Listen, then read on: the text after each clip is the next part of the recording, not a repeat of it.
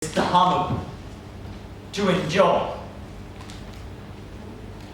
Afghanistan, the mid-1970s. On a Thursday evening, when she accidentally broke her mother's precious Chinese heirloom tea set, Mariam first heard the word that she'd have to bear for the rest of her life. Harami! This is my reward for everything I've endured! And are you breaking? You clumsy little Harami! Mariam did not know what this word, harami, bastard, meant. But what she did understand was that it was a loathsome thing to be called a harami. Her father, Jalil Khan, did not call her by this name. In fact, to him, she was his beautiful little flower. What rich lies! Rich man telling rich lies. Don't let him charm you.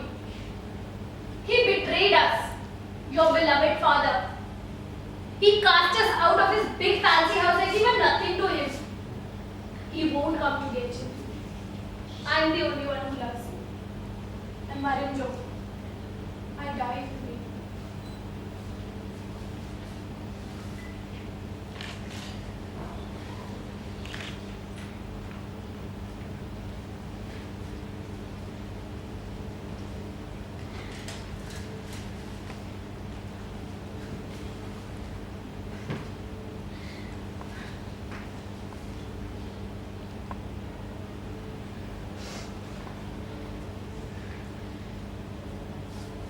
I'm sorry, Nana. I think you're scared that I might have the good life that you never had. Maybe you don't want me to have a good life. Maybe you don't want me to be happy at all. Maybe you're the one with the wretched heart, Nana. I have to go. I need to meet Abba Jan. I have to meet Abba Jan. I'm sorry for leaving you. I'll come back. I'm sorry.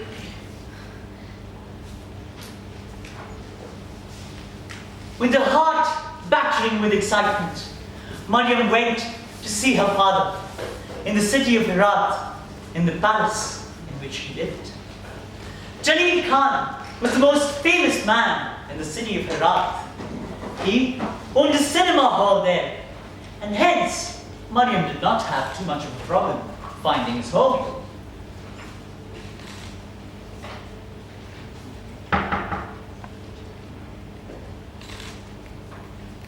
I'm here to meet Jalil Khan.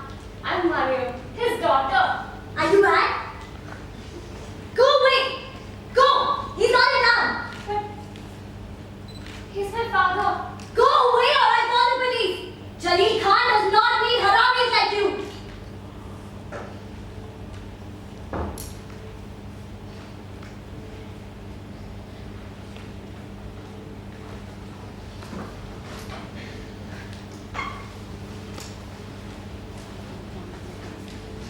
Mariam reached her kolba, her home.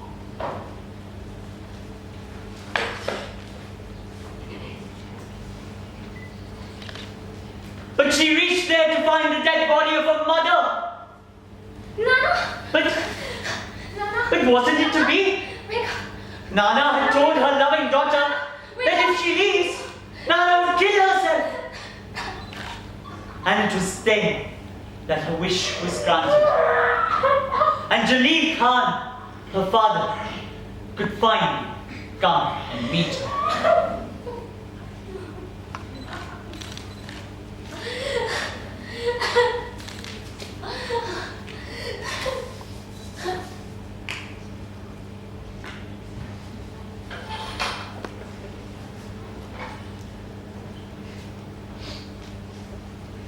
The next day, as Mariam looked about lonely, trying to discover her new palace, she was getting to know about her new surroundings.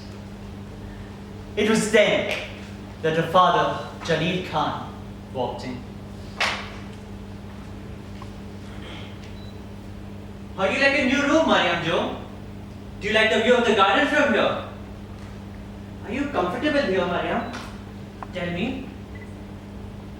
For the first time, Mariam could hear the insincerity in his voice. She could hear him with Nana's ears. She could hear so clearly the insincerity that had always lurked beneath the hollow, false promises.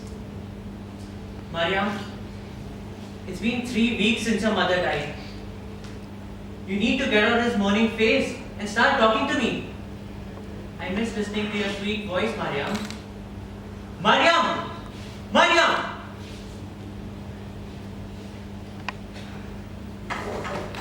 I have a very important and happy news for you, my dear. I'm very happy. You have a suitor. A what? A casting girl, Mariam. His name is Rashid and he lives in Kabul. And let me tell you, he's a sought after shoemaker there. Now he's a bit older than you. Must be around 40, 45, but don't let it bother you, dear. No, I don't want to get married. Please. Now be reasonable, my love. It's all in your best interest. In fact, Rashid is here in Herat. He has come all the way from Kabul. The nikah will be today evening. And then there is a bus leaving for Kabul at night. Is it all true?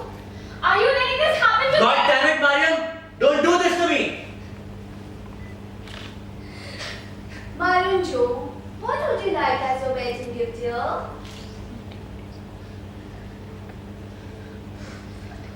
I would not want to see this man's face ever in my life. It ends between you and me. Say our goodbyes tomorrow.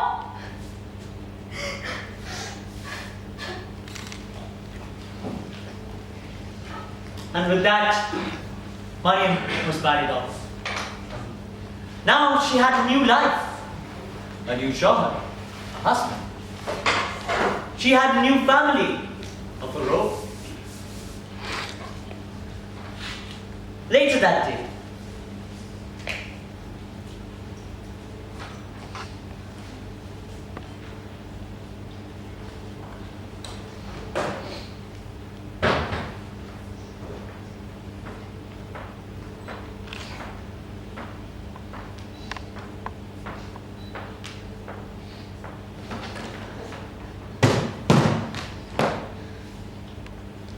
are you going to unpack that or not?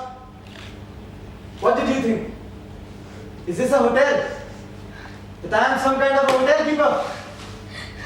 Well, from tomorrow onwards, I expect you to start behaving like a wife. Family. Is that understood? La ilaha illallah. Look, Mariam, if there is one thing I cannot stand, this crying sound of a woman.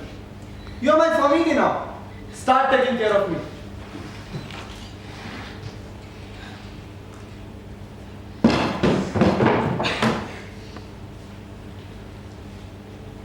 There is one more thing you should know. I have customers, men who bring their wives to my shop. They talk to me directly, their face uncovered. Sometimes they even keep their bare feet in front of me. Their husbands allow it, on account of their education, I guess. They do not realize that they are spoiling their own nang and namus, their honor and pride. But I am a different breed of a man. Where I come from, one wrong word, one wrong look, and blood is spilled. Where I come from, a woman's face is a husband's business only. Is that understood? Now go do your work.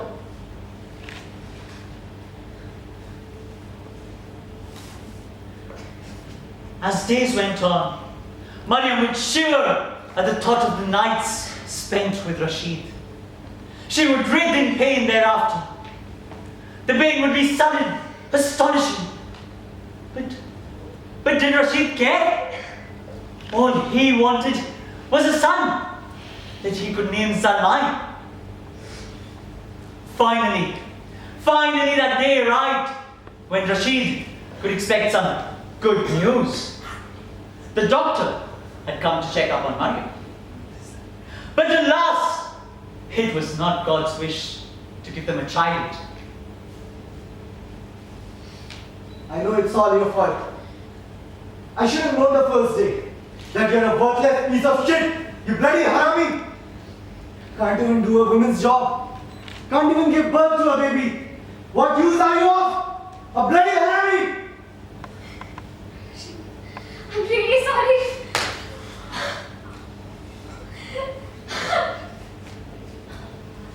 Mariam believed that the baby had been an undeserved blessing, that she was being punished for what she had done to Nana.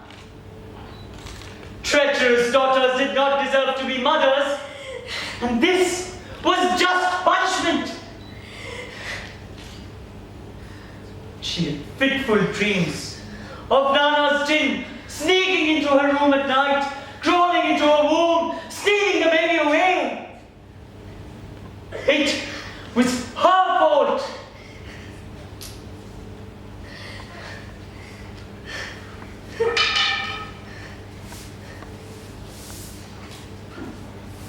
After 20 years, Kabul, spring 1992. Leila and Tariq were childhood sweethearts, lovers, and they lived in the same neighborhood as Rashid and Mariam. Tariq's mother called Leila her Aruz, her daughter-in-law, while Leila was the most beautiful girl in the district. Tariq was a cripple. Finally, these two met, and it was now that Tariq was leaving Kabul. Where will you go? Pakistan first. Peshawar. Then I don't know. Maybe Hindustan or Iran. How long have you known this? A few days. I was going to tell you, Leila. I swear.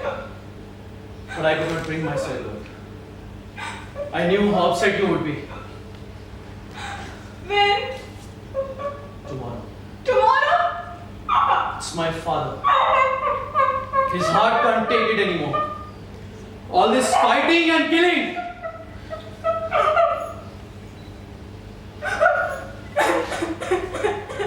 It was selfish and irrational, but she was furious with him for abandoning her. How could he leave her?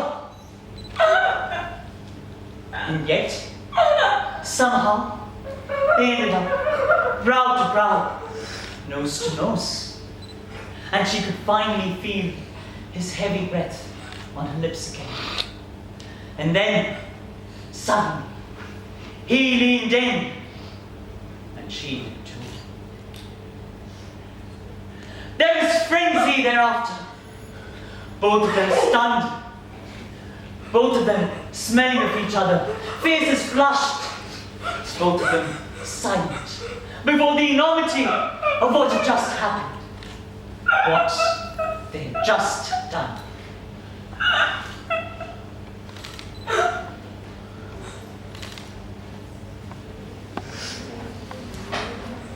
Only about 4 months after the Mujahideens had broken into war, the neighborhood had all but been abandoned of people that you could recognize.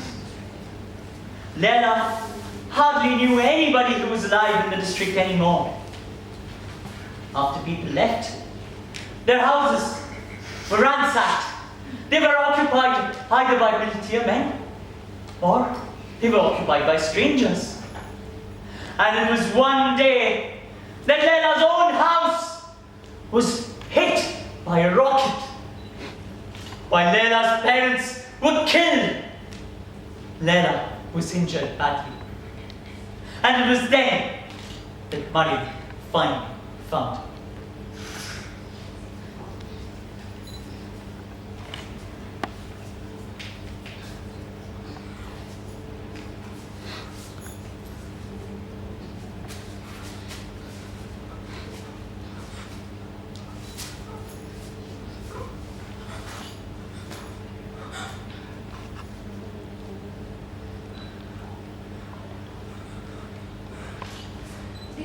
you are? Do you remember what happened to you? This year, I can't hear you. For the first week, the girl did little but speak. With the help from the ring pills that Rashid had got her from the hospital. She murmured in her sleep. She didn't know what to say. She spoke of names that Mariam could hardly ever recognize. She got agitated, kicked around, even threw up the little food that Mariam tried to feed her.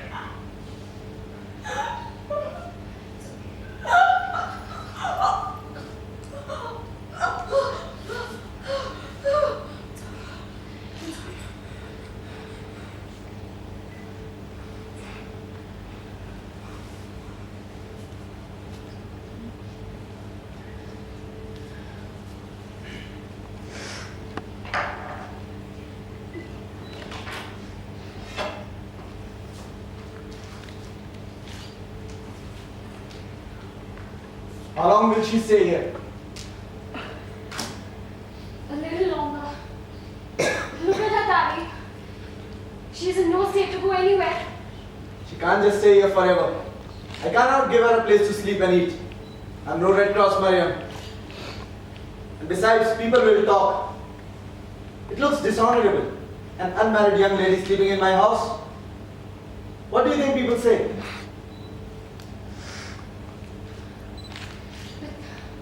Rishi, where will she go?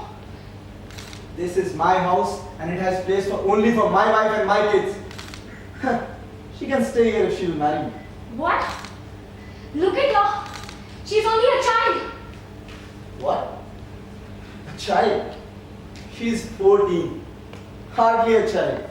You were 13, remember? She can leave if she wants to. I won't stand in her way. But I suspect she won't get far. No food, no water, not a rupiah in her pockets. How long do you think she will last before she gets raped, abducted, or tossed into a ditch with her throat slit? Or all three?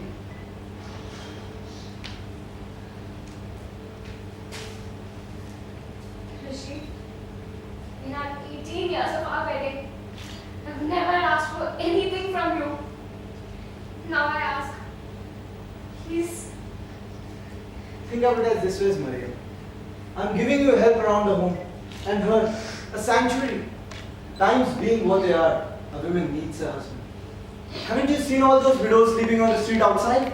They would kill for this chance. I would say this is in fact downright charitable of me. Think about it and make her do the same.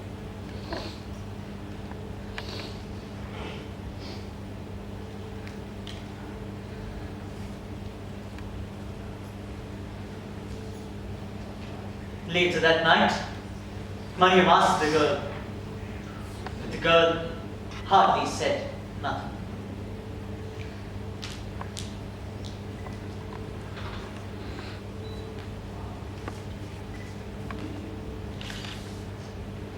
He wants an answer by tomorrow. Tell him to have it now. My answer is yes.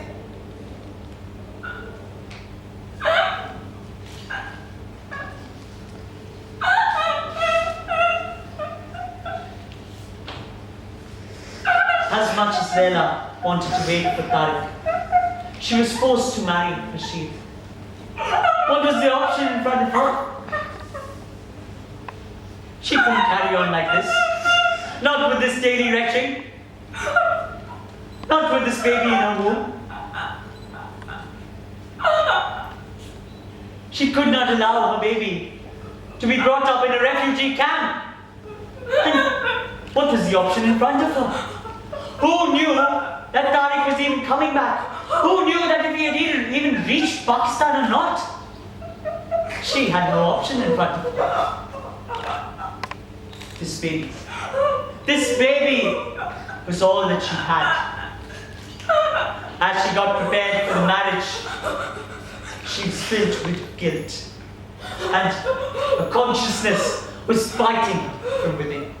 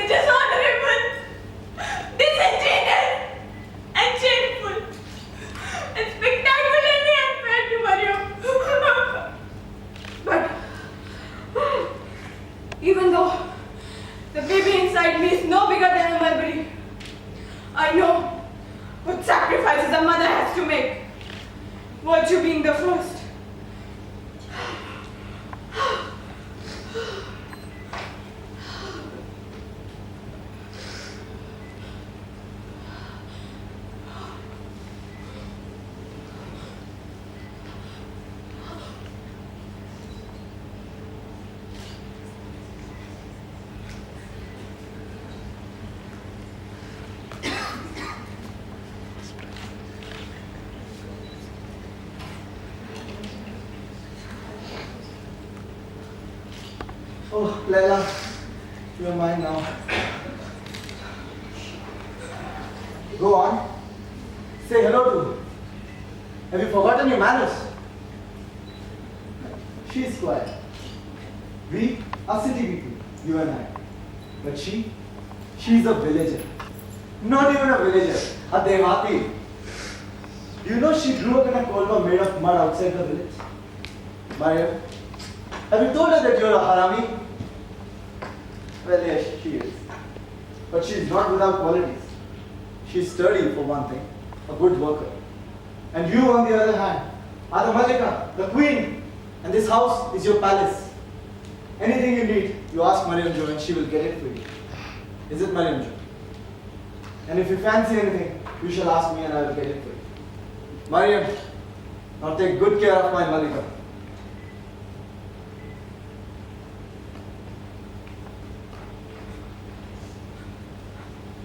I wanted to. About the things he said. I've been meaning to talk to you about it. Yes, please, Mariam Jo. Listen to me. You can be the Malika and I don't mind being the Rihati. But I'm not going to take orders from you. I'm not your servant. Go tell Rashid. Let him slit my throat.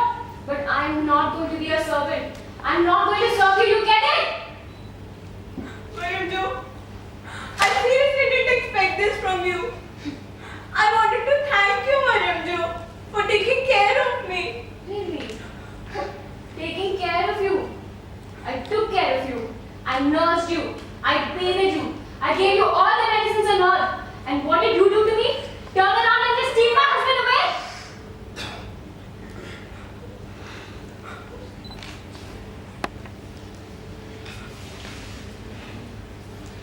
A day went by, then two, then a week, then 2 weeks, then a month and a half. It was now that Leila told Rashid the news about the baby.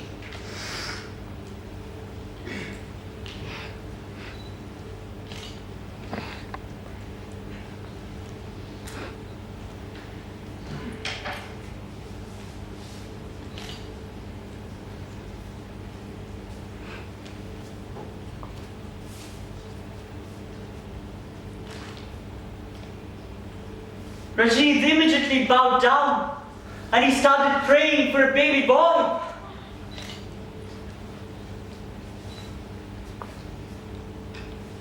My queen, you made me the happiest man in the world. You're going to give birth to my Salman. You have given me the happiness that no one could. This Mariam, I don't even want to talk about her. She's a curse to me. I will celebrate this with a jashn. I'm going to buy roast and meat for you, my dear. Take good care of her while I come back.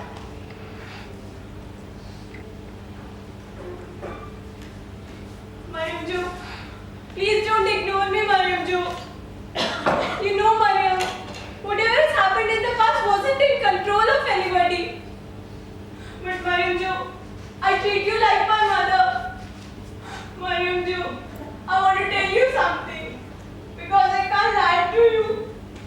Because if I lie to you, Allah won't forgive me, Mariam Jo. What do you want to tell me? Leila tells the truth to Mariam. The truth that the baby belonged to Tariq and not to Rashid. After all, she was the only innocent party in this situation. She and her baby. What? What did you just tell me? Stop. Shut up! We gave you food. We gave you shelter. We gave you security. And this is what you do to us? You cheat on us? No. Do you know what Rashid will do if he comes to know about this? You're dead. I'm not going to help you with this. You're dead. Mariam Jo, I won't stop you from telling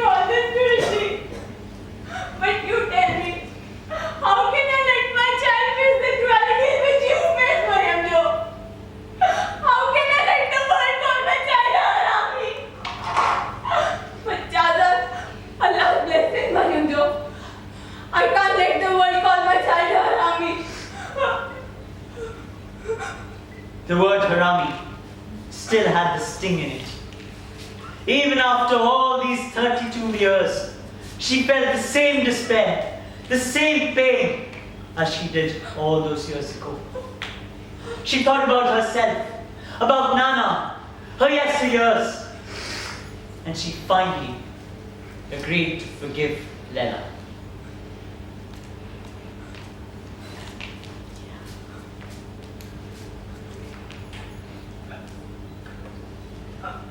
Mariam had finally found a companion in Leila. After these 32 years, she had finally found a friend who did not judge her, who did not call her an illegitimate child, who did not call her a Harami. Their relation was going brilliantly until fate took a turn for the worse. One day, when Mariam went to the market to fetch medicines for Leila, she saw Leila's history, Leila's past, right in front of her two very eyes in the market. She rushed back to the house and tried telling Leila about it. It was then that Leila informed Mariam of the plan that she was plotting.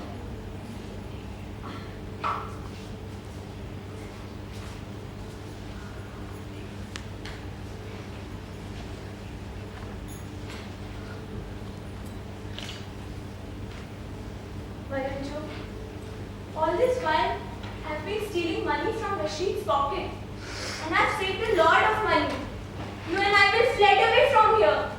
Tariq is going to come to take you and me, Mariam.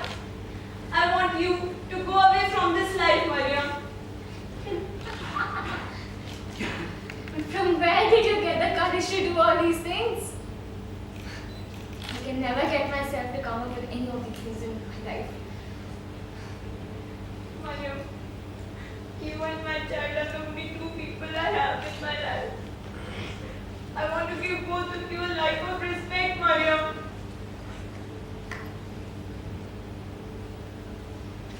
When can we leave? Right now, Rashid is not at home. Let's go, Mariam. Let's pack our bags. Be careful.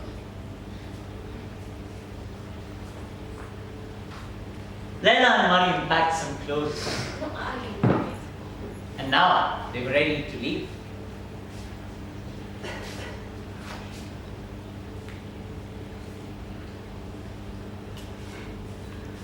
They'd hardly got to the last house in the neighborhood when Rashid caught hold of them.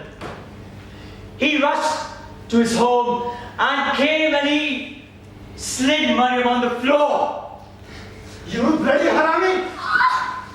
How dare you try to run away from me? You thought you would run away and let the world question my name and namus? Huh? You thought I would let you get away with this? I will show you. I will show you.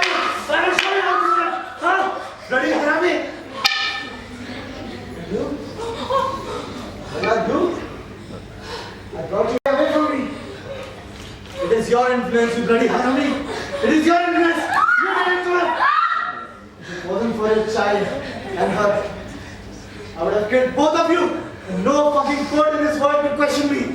I will tell you. Stop it, Rashid! Stop it! You dare not touch her! It was my idea to fled away from here. Don't come near me, I'll kill you! Huh? I will show you. I will not have another army in my house. This child is not mine. I know it. This child is not mine.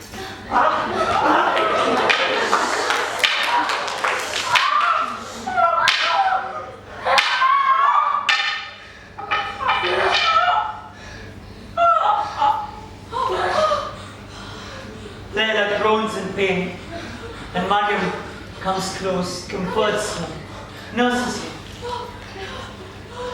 When Tariq finally comes, Leila is asked by Mariam to come and go away with Tariq. Go with Tariq. Go away with Tariq and have a better life with him. Don't.